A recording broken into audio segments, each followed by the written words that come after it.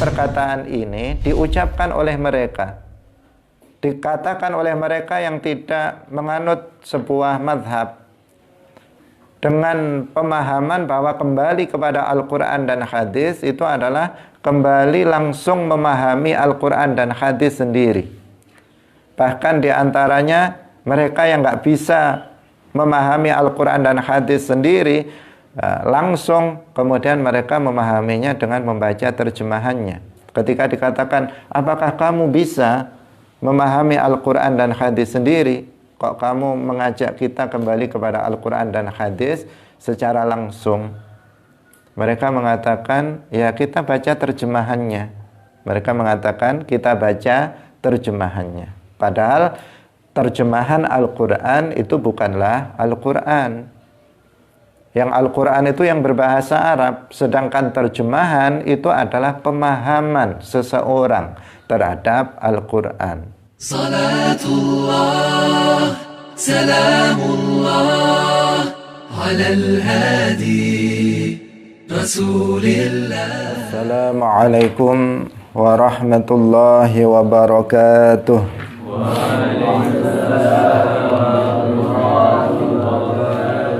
Alhamdulillahi rabbil alamin.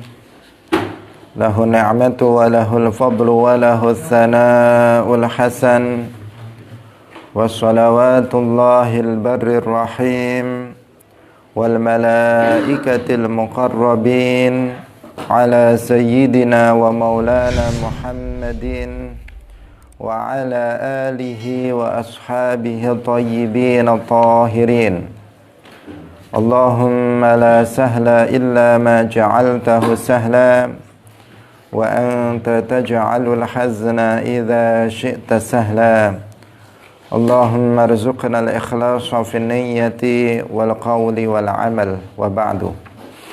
Ila nabiyil mustafa sallallahu alaihi wasallam wa ikhwanihi minal anbiya'i wal mursalin wa syuhada'i was salihin, khususan ila sultanil awliya Al-Syeikh Abdul Qadir Al-Jilani wa Syeikh Ahmad Ar-Rifa'i wa Syeikh Bahaidina Naqsyabandi wa Syekhina Abdullah Al-Harari wa ila arwahi muassisi jam'iyyati Nahdlatul Ulama Al-Syeikh Muhammad Hashim Ash'ari wa Syeikh Bisri Sansuri wa Syeikh Abdul Wahab Hasbuwah wa ila arwahi jami'i ahli al-kubur minal muslimin wal muslimat wal mu'minin wal mu'minat min masyariqil ardi ila magharibiha, khususan ila arwahi abaina wa ummahatina wa ajdadina wa jaddatina wa masyayikhina wa masyayikhi masyayikhina.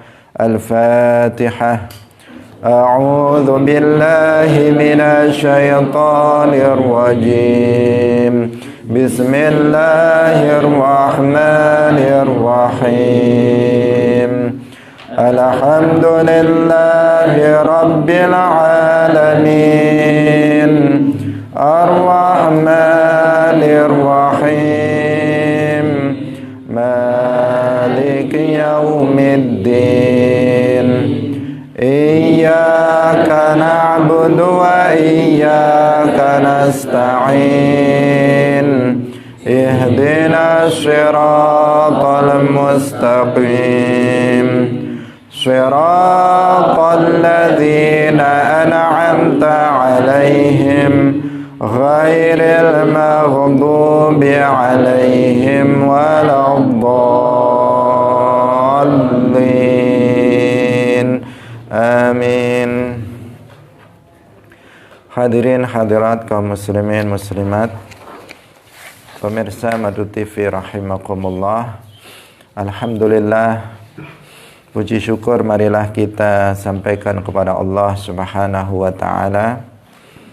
Dengan taufik dari Allah Subhanahu wa taala, pagi hari ini kita bisa kembali bersama-sama berkumpul dalam majelis yang paling mulia, yaitu majelis Ilmuddin. Semoga Allah Subhanahu wa taala memberikan keistiqomahan kita untuk senantiasa menghadiri majelis ilmu. Amin ya rabbal alamin. Salawat dan salam semoga tetap terlimpahkan kepada junjungan kita Nabi Agung Nabi Muhammad sallallahu alaihi wasallam, para sahabatnya, keluarganya, serta seluruh umat Islam yang mengikuti beliau ila yaumil qiyamah. Hadirin hadirat rahimakumullah, mari kita mengikhlaskan niat kita lillahi ta'ala.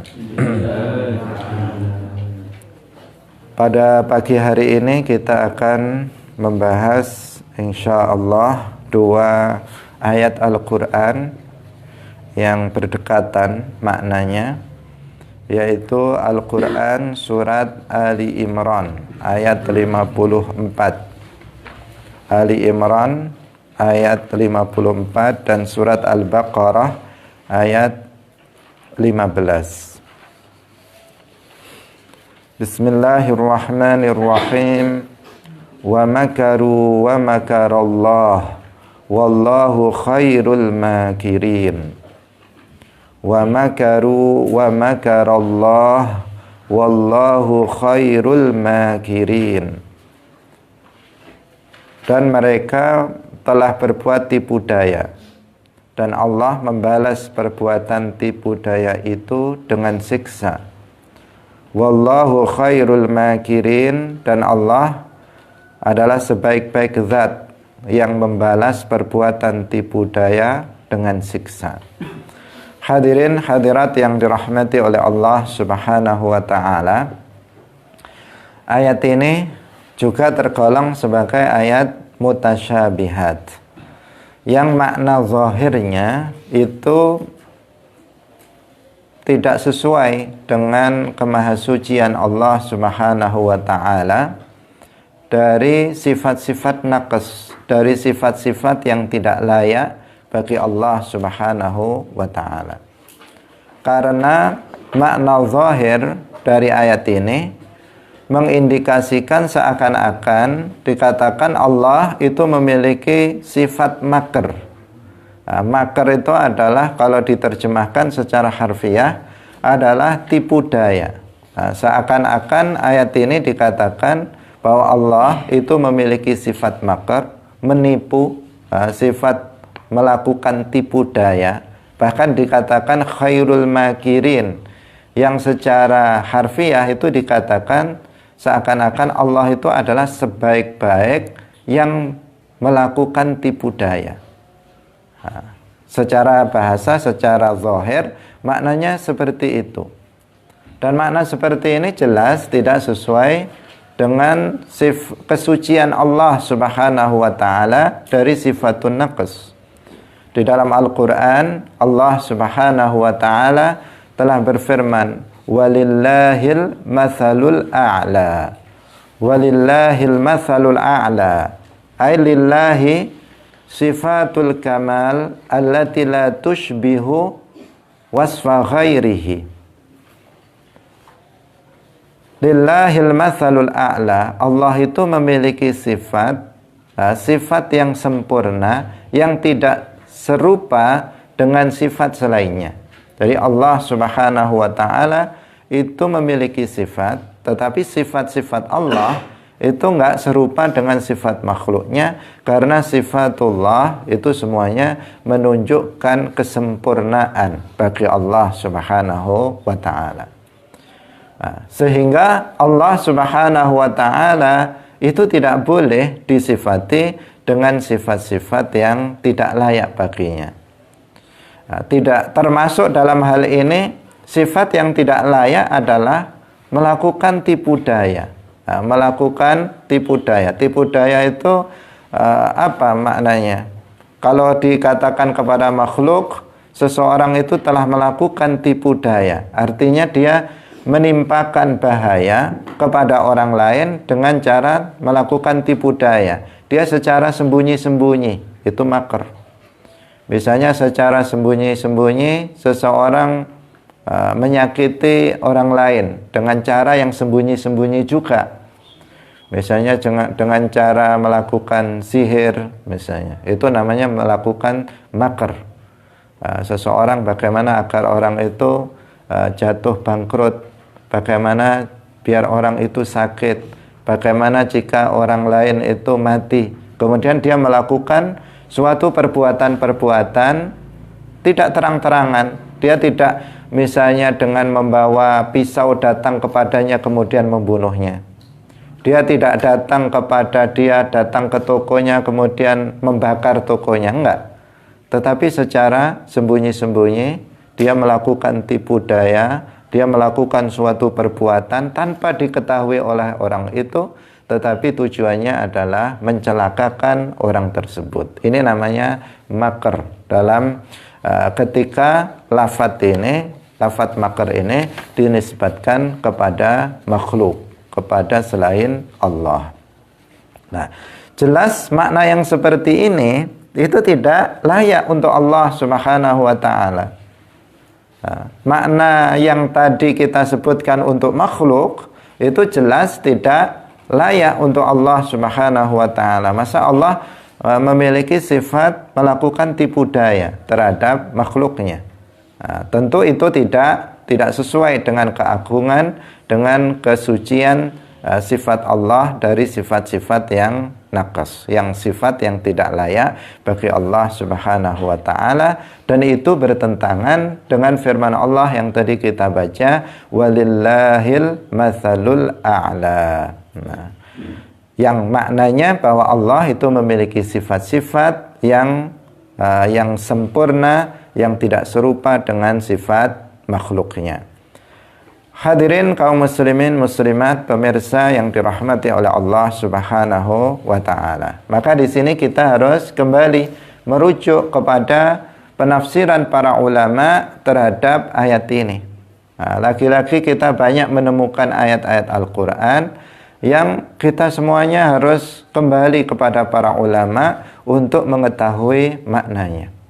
Dan sekali lagi ini membuktikan kepada kita bahwasanya untuk menafsirkan Al-Quran itu ternyata tidak mudah.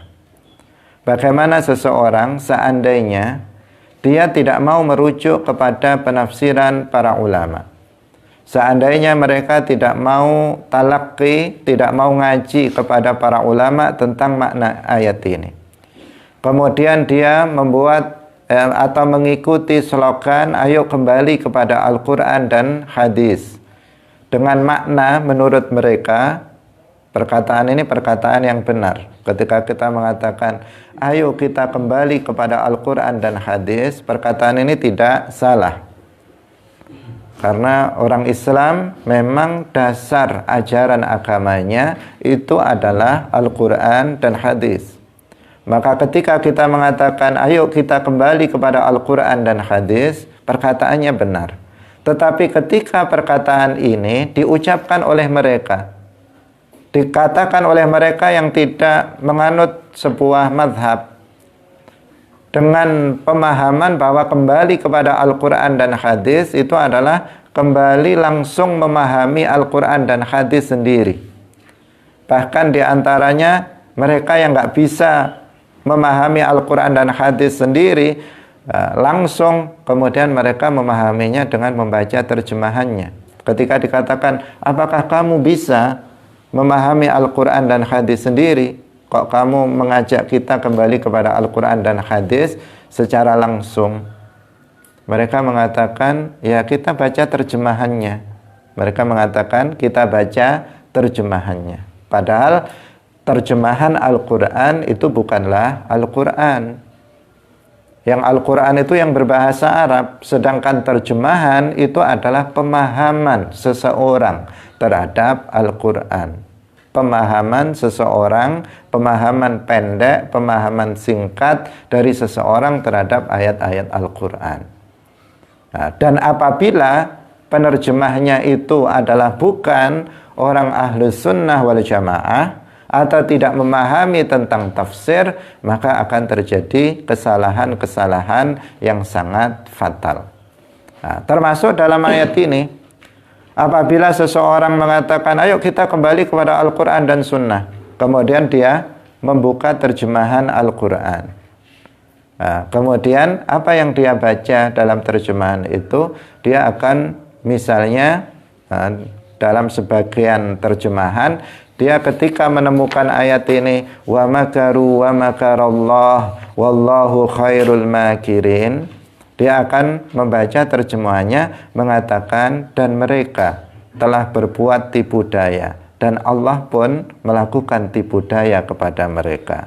Dan Allah khairul makirin, adalah yang paling baik melakukan tipu dayanya. Akan mengatakan seperti itu.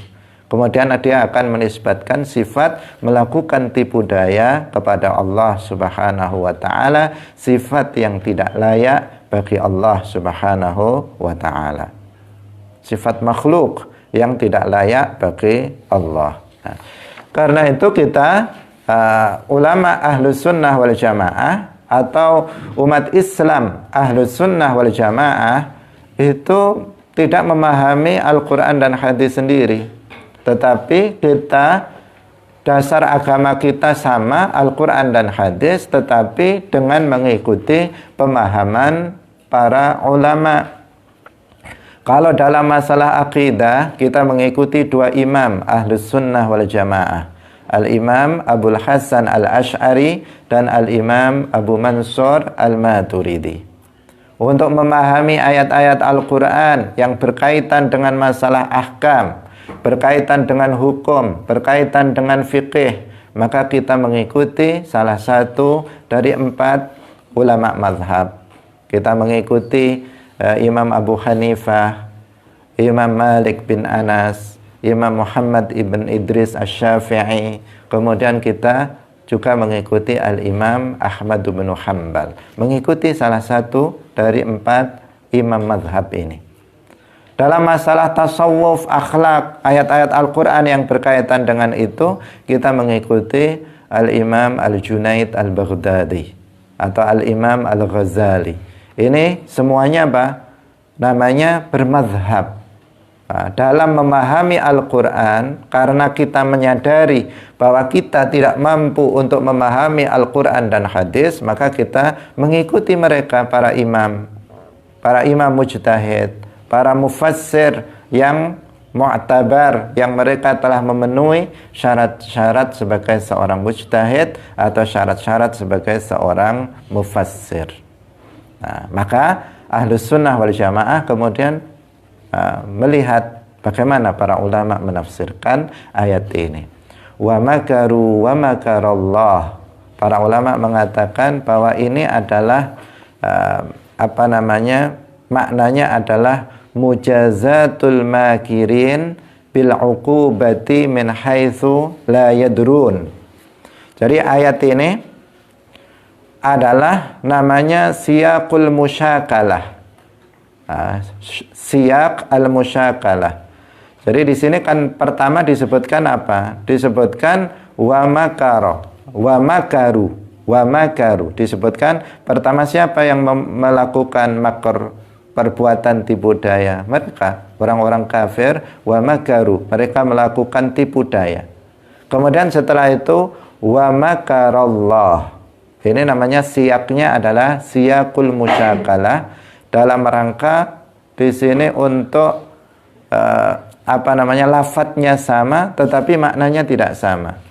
Karena dalam rangka sebagai pembalasan, balasan, sehingga makar ketika ini dinisbatkan kepada makhluk, maka maknanya tidak seperti ketika dinisbatkan kepada Allah. Jadi makna ketika dinisbatkan kepada Allah itu maknanya bukan makar dengan pengertian melakukan tipu daya, menyakiti seseorang, membahayakan seseorang secara sembunyi-sembunyi. Bukan itu maknanya. Tetapi apa? Tetapi membalas. Dikatakan para ulama mengatakan mujazatul makirin bil uqubati min haitsu la yadrun. Bahwa Allah Subhanahu wa ta'ala membalas orang-orang yang berbuat makar, yang berbuat tipu daya dengan siksa tanpa mereka ketahui. Itu maknanya. Tanpa mereka sadari. Bahwa orang-orang di dunia ini yang berbuat makar kepada sesama muslim atau kepada Allah, karena ketika mereka melakukan kemaksiatan, terhadap sesama muslim atau yang berkaitan dengan sesama muslim, artinya juga mereka berbuat makar kepada Allah. Maka di sini Allah Subhanahu wa taala wa makarallah, artinya Allah membalas perbuatan makar yang mereka lakukan dengan siksa, dengan azab yang mereka tidak mengetahuinya. Itu maknanya. Saya ulangi lagi, hadirin hadirat rahimakumullah. Jadi kalau kita terjemahkan wa makaru, dan mereka orang-orang kafir berbuat tipu daya. Mereka berbuat tipu daya. Ini maknanya. Wa makarallah, artinya bukan Allah berbuat tipu daya, tetapi maknanya dan Allah membalas perbuatan makar yang mereka lakukan dengan azab yang mereka tidak ketahui, yang mereka tidak menyadari bahwa Allah Subhanahu wa taala itu mengazab mereka. Hadirin hadirat yang dirahmati oleh Allah Subhanahu wa taala. Inilah makna makrullah dalam ayat ini yang harus dipahami. Jangan sekali-kali kemudian dipahami dengan makna secara zahir. Apalagi sebagian orang ada yang karena kebodohannya, kemudian mereka mengatakan bahwa min asma'illah al-makir. Mereka mengatakan bahwa karena dalam Al-Quran disebutkan wa makarallah, maka berarti di antara nama-nama Allah adalah Al-Makir. Sehingga mereka menyebut kalau berdoa bisa mereka mengatakan ya makir, ya makir. Makir artinya zat yang melakukan tipu daya. Ini apa? Sesuatu yang sangat buruk, sesuatu yang menyimpang dari kaidah dalam al-asma al-husna atau kaidah asmaullah al-husna. Bukankah sebelumnya sudah kita sebutkan tentang al-asma al-husna, bahwasanya Allah Subhanahu wa taala berfirman walillahil asmaul husna fad'uuhu biha. Apa artinya al-asmaul husna? Al-asmaul husna artinya al-asma ad-dallah alal kamal. Nama-nama Allah yang menunjukkan kesempurnaan bagi Allah Subhanahu wa taala. Itu namanya, itu maknanya al-asma al-husna. Nah, dari sisi namanya saja bahwa al-makir itu tidak yadullu alal kamal. Al-makir itu tidak menunjukkan kesempurnaan bagi Allah. Justru itu menunjukkan an-naqs, menunjukkan sifat yang kurang, sifat yang tidak layak bagi Allah Subhanahu wa ta'ala. Maka bagaimana seseorang kemudian menamakan Allah berdasarkan ayat wa makarallah, kemudian dia mengatakan Allah itu diantara namanya adalah al-makir.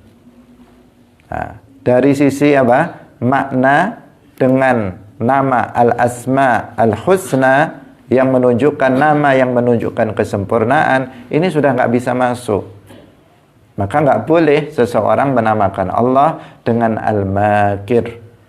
Kenapa? Karena penyebutan al-makr dalam ayat ketika dinisbatkan kepada Allah itu ada dalam lafaz ada dalam lafaz yang merupakan yang disebut dengan musyakalah, yang disebut dengan musyakalah. Artinya dia merupakan runtutan kalimat yang itu menunjukkan bahwa itu adalah berupa mujazah, berupa balasan terhadap yang dilakukan oleh makhluknya. Sehingga dia tidak berdiri sendiri, tidak ada kata-kata tiba-tiba wa makarallah, tetapi ada lafaz sebelumnya wa makaru wa makarallah. Bisa dipahami, ini namanya musyakalah. Sebelumnya ada lafaz makhluk yang mereka melakukan makar, melakukan tipu daya. Wa makarallah, maka Allah membalas makar mereka dengan azab min haitsu la yadrun, dari segi mereka tidak mengetahuinya. Nah, kita semuanya tidak boleh menamakan Allah dengan nama-nama yang bertentangan dengan Al-Husna, yaitu dengan sifat yang sempurna bagi Allah Subhanahu wa taala. Tentang ini kita sudah sudah kita jelaskan sebelumnya. Nah, jadi orang yang menamakan Allah dengan nama ini, dengan Al-Makir, itu berarti telah menghina Allah. Karena nama ini nama yang buruk. Nama yang buruk.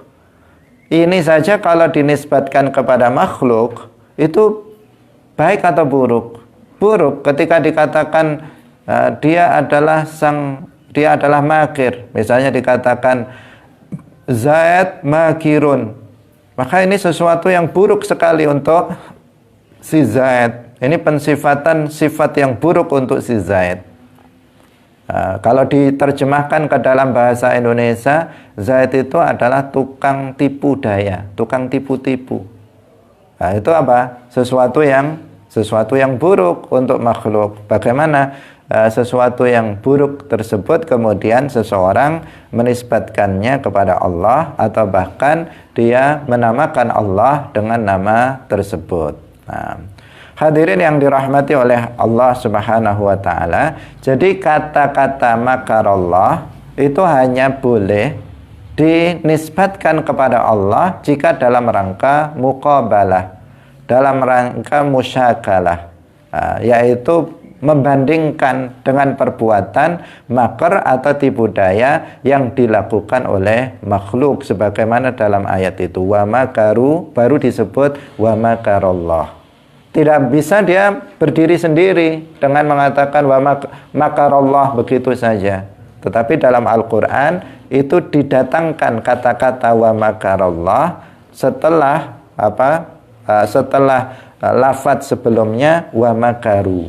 Itu namanya muqabalah, perbandingan, yaitu makar yang dilakukan oleh makhluk yang betul-betul itu berarti tipu daya. Dan ketika kemudian diiringi dengan wa makarallah, itu bukan tipu daya, tetapi membalas perbuatan tipu daya yang dilakukan oleh makhluk, yaitu dengan azab yang berat nanti di akhirat. Atau bahkan ketika seseorang masih di dunia sudah diazab oleh Allah Subhanahu wa taala tanpa mereka mengetahuinya. Nah, hadirin yang dirahmati oleh Allah Subhanahu wa taala, ini penting sekali memahami ayat ini agar kita tidak terperosok untuk kemudian mensifati Allah Subhanahu wa taala dengan sifat yang tidak layak bagi Dia. Kemudian ayat yang kedua, ayat ini yang juga mirip, memang maknanya itu berbeda, tetapi dia memiliki makna atau cara pemahaman yang dekat, tetapi maknanya berbeda. Hanya saja cara memahaminya sama dengan yang tadi kita bahas pada ayat yang pertama, wa makaru wa makarallah. Sebelumnya di paling akhir dari ayat ini disebutkan wa huwa khairul makirin. Wa huwa khairul makirin.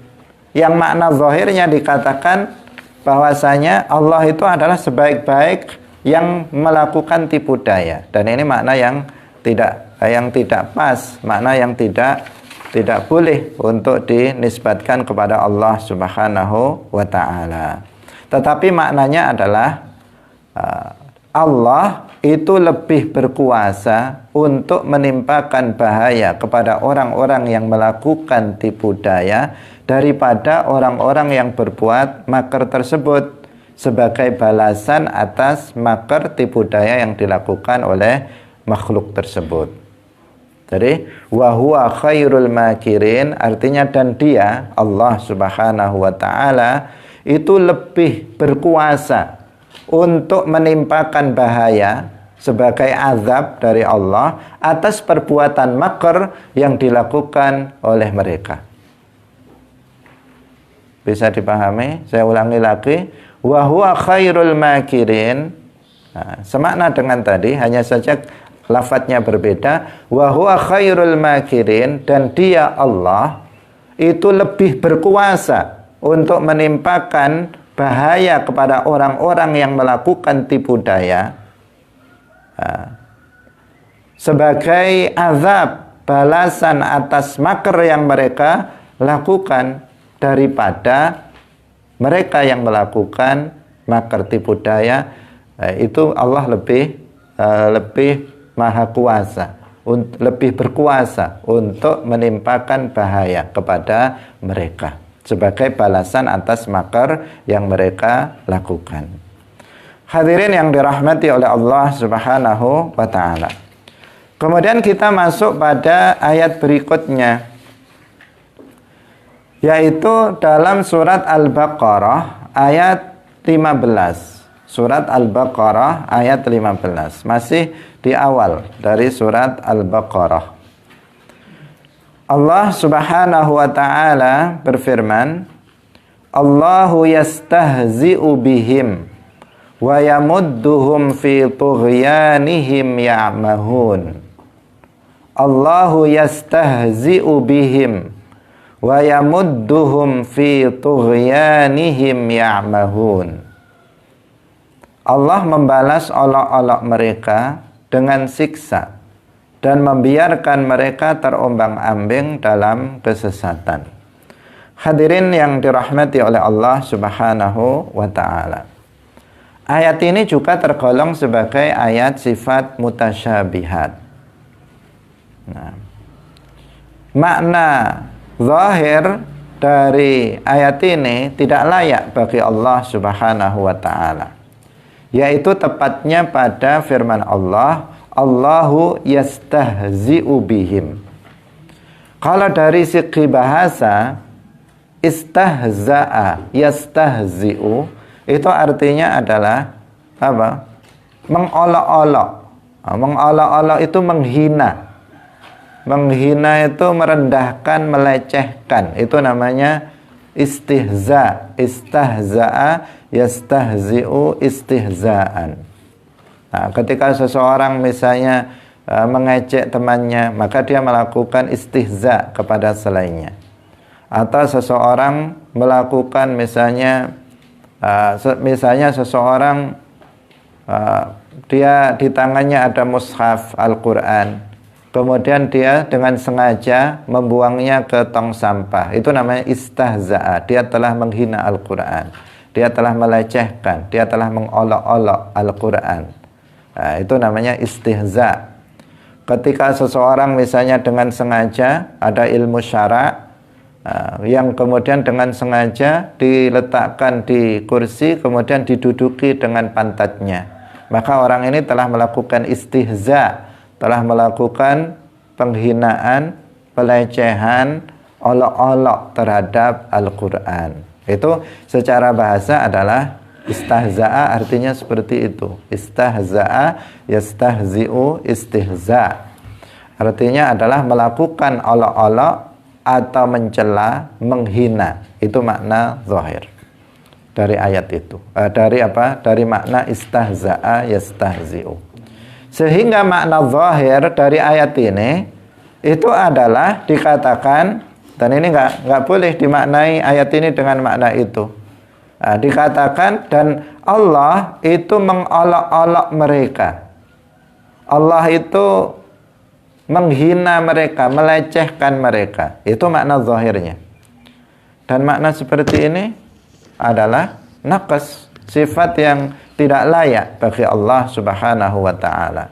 Tidak boleh Allah dikatakan bahwa Allah itu mengolok-olok. Tidak boleh dikatakan Allah itu melakukan istihza terhadap makhluknya.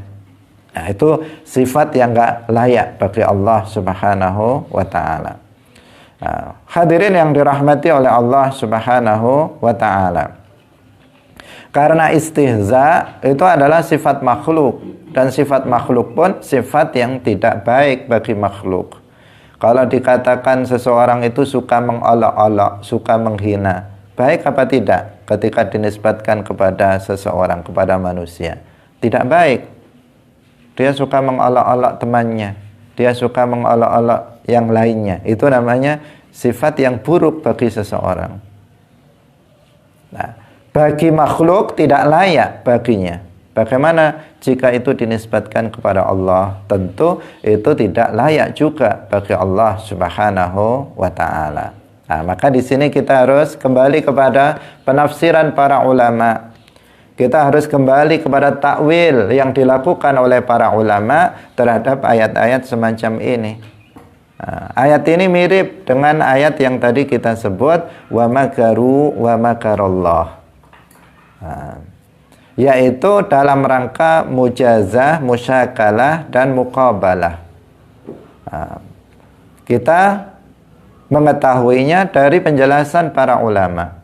Kalau kita memahaminya secara langsung, maka kita akan bisa salah memahami ayat ini dan terjerumus dalam mensifati Allah dengan sifat yang tidak layak bagi Allah Subhanahu wa ta'ala. Hadirin hadirat pemirsa yang dirahmati oleh Allah Subhanahu wa ta'ala. Jadi dalam hal ini para ulama mentakwilkan ayat ini dengan makna mujazah, yaitu membalas. Nah, makna ayat tersebut sehingga Allahu yastahzi'u bihim, Allah itu membalas perbuatan orang-orang munafik berupa mengolok-olok, menghina, membenci Islam dengan azab. Jadi ini berkaitan dengan ayat sebelumnya, ayat ke-14 sebelumnya yang menceritakan bahwasanya orang-orang munafik. Ini bercerita tentang orang-orang munafik. Bahwasanya orang-orang munafik mereka mengolok-olok Islam. Mereka menjelek-jelekkan Islam. Orang munafik itu apa? Orang yang memperlihatkan yudhirul Islam. Dia memperlihatkan Islam secara zahir, dia mengatakan asyhadu an la ilaha illallah wa asyhadu anna Muhammadar Rasulullah. Dia mengatakan saya adalah muslim. Itu, tetapi di dalam hatinya yubtinul kufra. Dia menyembunyikan kekufuran dalam hatinya. Itu namanya munafik. Kalau mereka sedang bersama orang Islam, bersama Nabi dan para sahabat ketika itu, maka mereka memperlihatkan bahwa mereka orang-orang Islam. Tetapi kalau mereka sudah bersama teman-teman mereka, maka mereka mengolok-olok Islam. Itu adalah yang dilakukan oleh siapa? Oleh mereka, orang-orang munafik. Orang-orang munafik. Seperti yang disebutkan dalam surat Al-Baqarah sebelumnya. Ini kan berkaitan dengan ayat sebelumnya. Karena ketika kita nanti bicara bahwa ini adalah dalam rangka muqabalah, kalau tadi dalam satu ayat langsung disebutkan wa makaru wa makarallah, disebutkan perbuatan dari orang kafir dulu, bahwa mereka melakukan perbuatan makar, kemudian wa makarallah, Allah membalas makar mereka dengan azab. Nah, sekarang juga begitu, hanya saja ini beda ayat tetapi masih sambungannya. Dalam ayat yang kita bahas itu ayat ke-15, Allahu yastahzi'u bihim. Nah, ayat yang ke-14 sebelumnya itu dikatakan wa idza laqul ladzina amanu qalu amanna wa idza khalau ila syayatinihim qalu inna ma'akum innama nahnu mustahzi'un. Dia mengatakan begitu. Nah, wa idza laqul ladzina amanu, ketika mereka itu, mereka siapa? Orang-orang munafik. Orang-orang munafik itu orang kafir tapi dia memperlihatkan keislaman. Ketika mereka, orang-orang munafik itu bertemu dengan orang-orang yang beriman, wa idza laqul ladzina amanu qalu, mereka mengatakan amanna, kami ini orang-orang yang beriman, kami beriman. Mereka mengatakan begitu ketika ketemu dengan orang mukmin. Wa idza khalau ila syayatinihim, dan apabila mereka menyendiri bersama setan-setan mereka, bersama sesama mereka, sama-sama orang kafir, sama-sama orang munafik, Qalu inna ma'akum, sesungguhnya kami ini bersama kalian. Nah, sesama kafir, sesama dengan setan-setan mereka mengatakan inna ma'akum. Kemudian mereka mengatakan innama nahnu mustahzi'un. Kami ini hanya bergurau saja, kami ini hanya mengolok-olok saja. Jadi ketika mereka baru menyatakan bahwa mereka itu masuk Islam, itu hanya di hadapan mereka mengatakan kami orang Islam, kami beriman, itu tujuannya hanya untuk bergurau, tujuannya hanya untuk menghina Islam, tujuannya hanya untuk mengolok-olok Islam saja. Itu ayat sebelumnya, yaitu ayat yang ke-14 dalam surat Al-Baqarah. Nah, jadi ada kata-kata apa? Pada ayat ke-14 ada kata-kata mustahzi'un wa innama nahnu mustahzi'un. Kemudian dilanjutkan pada ayat ke-15, Allahu yastahzi'u bihim. Nah, kalau tadi dalam satu ayat langsung wa makaru wa makarallah. Sekarang dalam dua ayat 14 dan 15. Pada ayat yang ke-14, orang-orang munafik ketika bertemu dengan setan-setan mereka, dengan teman-teman sesama orang kafir, sesama orang munafik, mereka mengatakan innama nahnu mustahzi'un. Kemudian dilanjutkan, Allah berfirman, Allahu yastahzi'u bihim. Nah, maka ini sama tadi cara memahaminya dengan ayat yang pertama tadi kita bahas, bahwa di sini adalah mujazah, dalam rangka memberikan balasan. Sehingga maknanya apa? Allah Subhanahu wa ta'ala itu membalas perbuatan orang-orang munafik yang berupa mengolok-olok dan menghina Islam, dibalas dengan azab. Atau dengan bahasa yang lebih mudah, Allah membalas dengan azab terhadap mereka yang mengolok-olok Islam, mereka yang membenci Islam.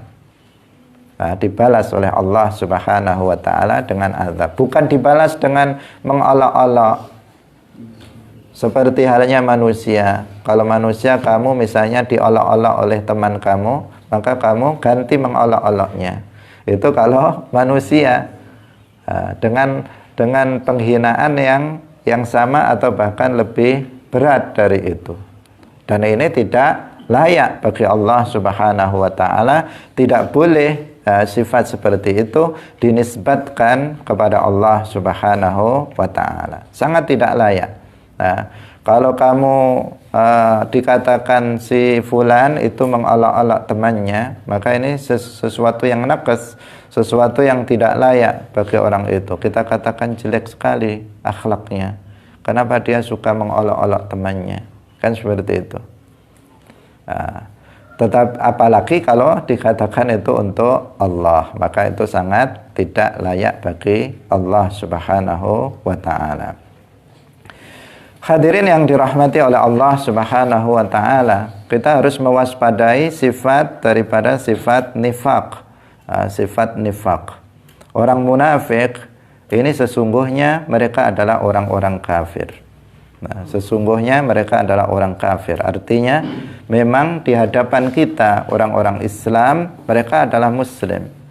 Tetapi menurut Allah Subhanahu wa ta'ala, orang munafik ini adalah orang kafir. Nanti di akhirat tempat mereka adalah jahanam selamanya. Mereka tidak akan keluar dari jahanam. Sebagaimana disebutkan dalam Al-Quran surat An-Nisa, innal munafiqina fid darkil asfali minan nar walan tajida lahum nasira. Innal munafiqina fid darkil asfali minan nar. Sesungguhnya orang-orang munafik itu tempatnya di dasar yang paling bawah. Sudah dasar paling bawah lagi. Jadi sudah dasar paling bawah untuk menguatkan bahwa mereka itu di bawah sekali. Di dasar yang paling bawah dari neraka. Walan tajida lahum nasira, dan kamu tidak akan mendapati orang yang bisa menolong mereka. Artinya apa? Mereka adalah orang kafir. Nah, seperti yang sudah kita sampaikan berkali-kali, bahwasanya orang mukmin tidak akan sampai kepada dasar neraka.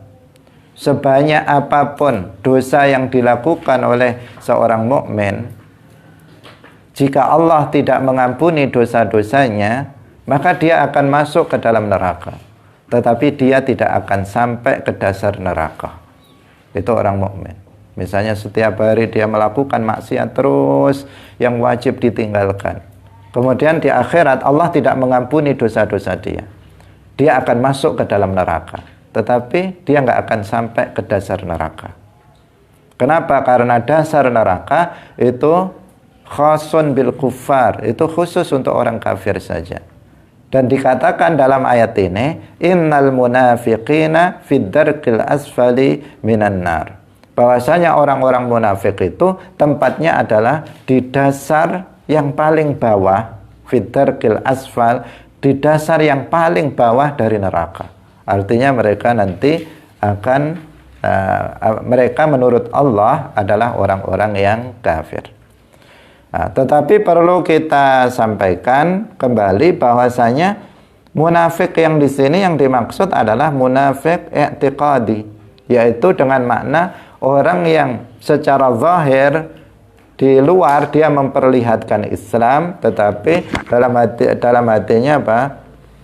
Dia kufur, menyembunyikan kekufuran, bahkan menyembunyikan kebencian terhadap Islam. Orang-orang munafik ini mereka pada umumnya itu menyembunyikan kebencian, bukan hanya kekufuran saja, tetapi juga menyembunyikan kebencian terhadap umat Islam.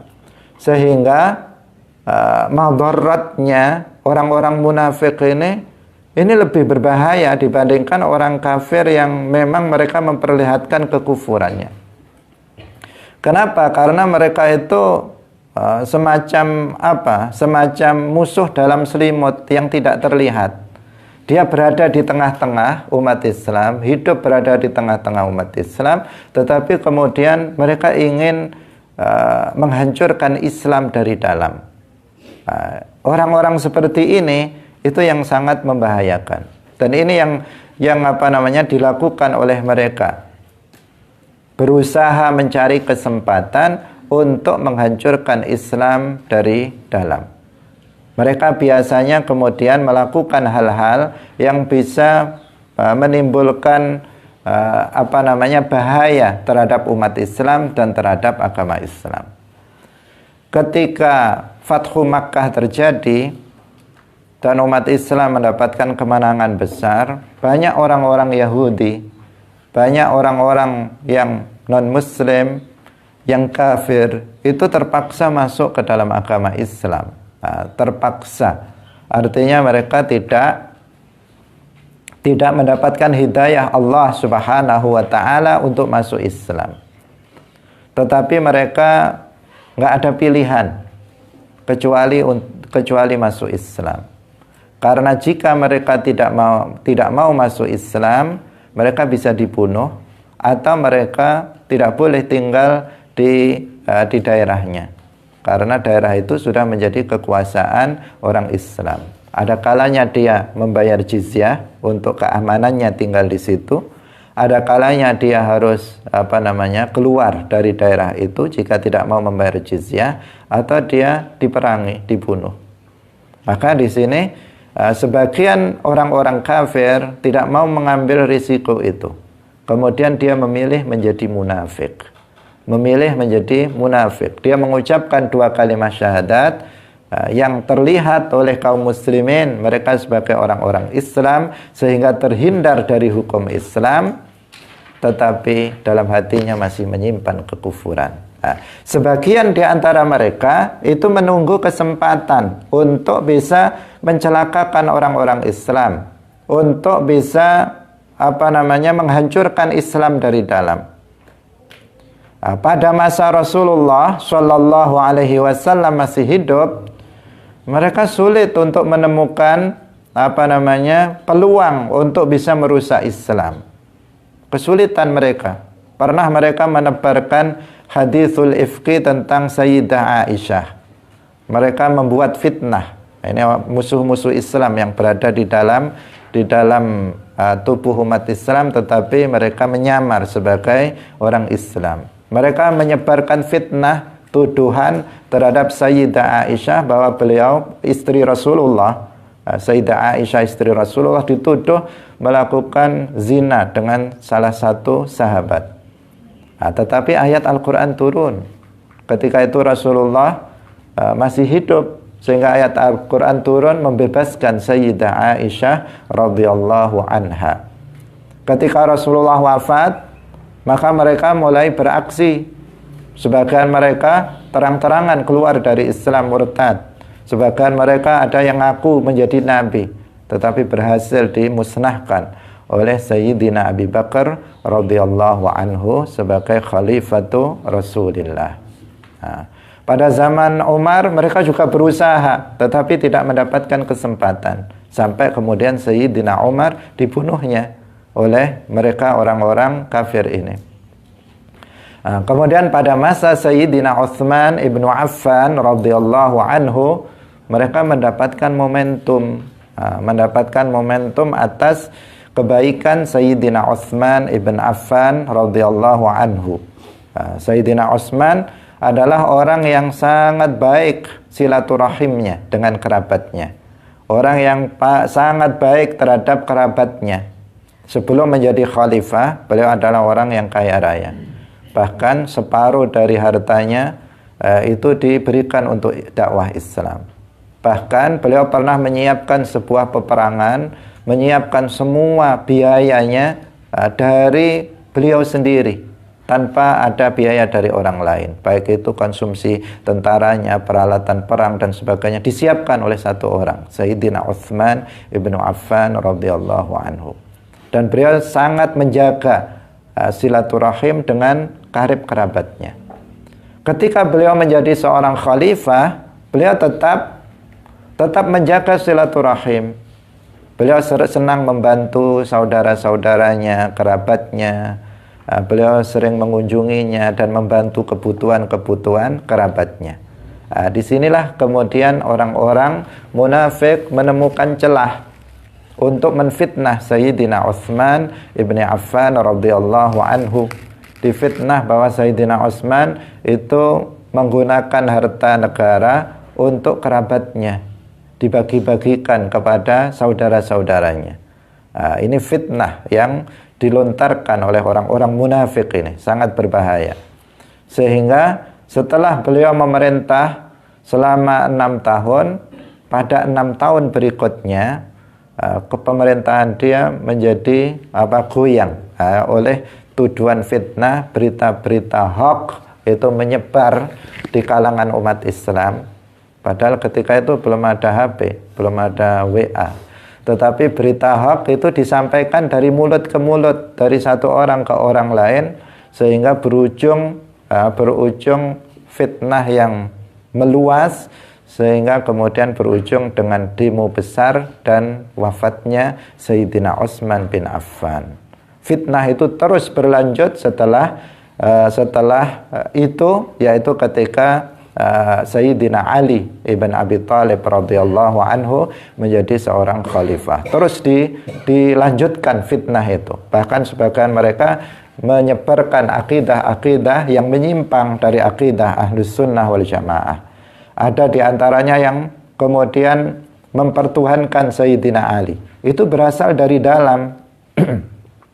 Ada orang-orang yang menyamar, mengaku sebagai Muslim, kemudian mengatakan Sayyidina Ali itu adalah Tuhan. Kemudian mereka menyembah Sayyidina Ali bin Abi Thalib radhiyallahu anhu. Akhirnya muncullah pemahaman aliran-aliran, ada Khawarij, ada Rafidhah Syiah, kemudian ada Qadariyah dan seterusnya. Itu semuanya adalah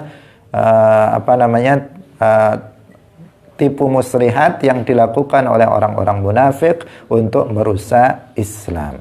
Nah, hadirin yang dirahmati oleh Allah Subhanahu wa taala. Jadi orang munafik sangat berbahaya. Sampai sekarang orang-orang munafik ini yang sangat berbahaya. Secara zahir mereka menunjukkan kebaikan, keimanan, keislaman, tetapi dalam hatinya penuh dengan kekufuran. Mereka akan merusak ajaran-ajaran Islam dengan fatwa-fatwanya yang sesat untuk menjadikan orang-orang Islam itu keluar dari agamanya, untuk menjadikan mereka ragu terhadap agamanya, dan untuk merusak Islam secara umum. Hadirin yang dirahmati oleh Allah. Maksudnya munafik yang di dasar neraka jahanam itu bukan munafik amali. Karena yang munafik amali itu berbeda, dia tidak menjadi kafir. Munafik amali adalah yang disebutkan tanda-tandanya dalam hadis. Jika dia berbicara, dia berbohong. Jika dia dipercaya, dia berkhianat. Jika dia berjanji, maka dia menulayai janjinya. Ini ciri-ciri orang munafik. Tapi bukan munafik i'tiqadi, munafik amali. Bukan berarti kalau ada temannya, ini penting diingatkan. Ada temannya suka berbohong, kemudian dia lakukan, kamu itu munafik, tempat kamu di dasar neraka. Tidak dikatakan seperti itu. Kadang kan digabung-gabungkan. Ada temannya misalnya dipercaya, dia berkhianat. Kamu itu orang munafik, dia mengatakan begitu. Tempat kamu nanti di dasar kerak jahanam. Nah, itu tidak betul. Karena ketika seseorang mengkhianati kepercayaan orang, dia melakukan perbuatan nifak amali, bukan nifak dalam akidah. Bukan nifak dalam keyakinan yang orangnya itu kafir, menjadi kafir indallah. Itu harus bisa dibedakan. Hadirin hadirat yang dirahmati oleh Allah Subhanahu wa taala, demikian pengajian kita pada pagi hari ini. Semoga bermanfaat bagi kita semuanya. Barakallahu fikum, wallahul muwaffiq ila aqwamit thariq. Wassalamualaikum warahmatullahi wabarakatuh. سلام الله على الهادي رسول الله.